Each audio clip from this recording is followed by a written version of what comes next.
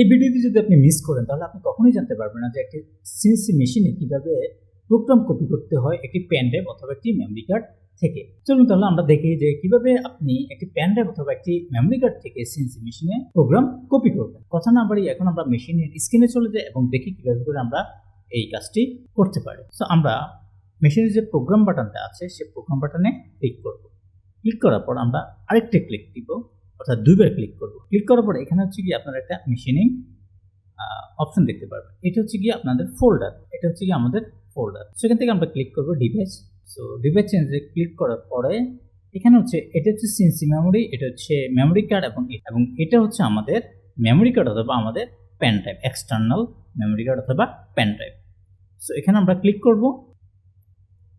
Click করার পর আমাদেরকে আমাদের মেমোরি কার্ডটি লাগানো আছে বা আমাদের যে পেন ড্রাইভটি লাগানো আছে সেই পেন ড্রাইভটি এখানে শো করছে এবং ওখানের মধ্যে যে আমাদের প্রোগ্রামগুলো আছে সেই প্রোগ্রামগুলো হচ্ছে শো করছে।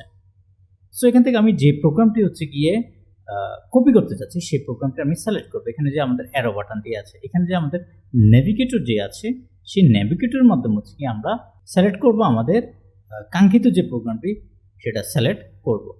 সো আমরা আবার দেখি। সো আমরা আমাদের কাঙ্ক্ষিত প্রোগ্রামটি সিলেক্ট করলাম, অর্থাৎ 0331 এই প্রোগ্রামটি হচ্ছে কি আমরা কপি করব। তাহলে কপি করার পর এখন আমরা এখন কপি করার পর এখানে যে সফটওয়্যার বাটনটি আছে সেটা আমরা একবার ক্লিক করব। ক্লিক করার পর দেখুন এখন এখানে যে সিলেক্ট লেখা আছে এই সিলেক্টের মধ্যে আমরা ক্লিক করব। ক্লিক করার পরে আমাদের প্রোগ্রামটি সিলেক্ট হয়ে গেছে। এখন আমরা কি করব, যেহেতু আমরা কপি করব তাহলে এখন আমরা এখানে যে কপি বাটনটি আছে সেই কপি বাটনের মধ্যে আমরা ক্লিক করব। ক্লিক করার পর দেখুন এখানে এই যে কালারটি আছে সেই কালারটি হচ্ছে চেঞ্জ হয়ে গেছে। তার মানে হচ্ছে এই প্রোগ্রামটি এখন আমাদের সিলেক্টেড আছে কপি করার জন্য। সো এখন আমি ব্যাক করব। ব্যাক করার জন্য এটা ক্লিক করব, এই সফটওয়্যার বাটনটি ক্লিক করার পরে এখানে আবার আমি ডিভাইস চেঞ্জের মধ্যে ক্লিক দিব এবং ডিভাইসের চেঞ্জের মধ্যে ক্লিক দেওয়ার পর এখন আমি এটা যেহেতু সিএনসি মেশিনের মধ্যে নিব আমি সিএনসি মেমোরি ক্লিক করব। সিএনসি মেমোরি ক্লিক করার পর এখানে আমাকে এখন সিএনসি মেমোরি দেখাচ্ছে।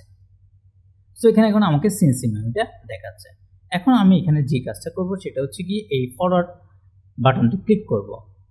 ক্লিক করার পরে এখানে দেখুন পেস্ট লেখা আছে, পেস্ট। এই পেস্ট বাটনে আমি ক্লিক করব। ক্লিক করার সাথে সাথে দেখুন 03001 নামে প্রোগ্রামটি হচ্ছে আমার এখানে চলে এসেছে। সো আমাদের যে কপি করার প্রসেসটা ছিল এই প্রসেসটা হচ্ছে এখানেই শেষ। এভাবেই করে হচ্ছে কি আমরা একটা সিএনসি মেশিনের মধ্যে কোনো পেন ড্রাইভ বা মেমোরি কার্ড থেকে